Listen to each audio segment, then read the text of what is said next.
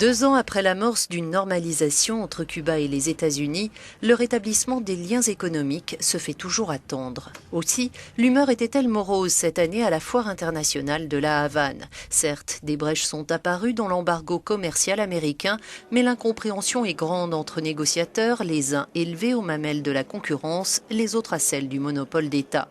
D'où cette déclaration du ministre cubain du commerce extérieur. Cuba a la volonté d'avancer vers la normalisation des relations avec les États-Unis, mais nous regrettons de les voir continuer à essayer de changer le modèle économique et social que les Cubains ont librement choisi par l'adoption de mesures dont le but déclaré est politique et interventionniste.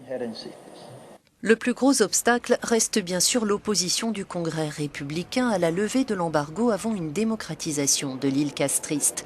Condamnée à partager le stand de Porto Rico sur la foire, la Chambre de commerce américaine en est bien consciente. Peu importe qui remporte la présidentielle, l'embargo dépend du Congrès et nous devrons poursuivre les conversations pragmatiques avec nos représentants au Congrès pour expliquer pourquoi l'embargo n'est plus un outil efficace. Une victoire de la démocrate Hillary Clinton au scrutin du 8 novembre permettrait toutefois de poursuivre les efforts engagés par l'administration Obama.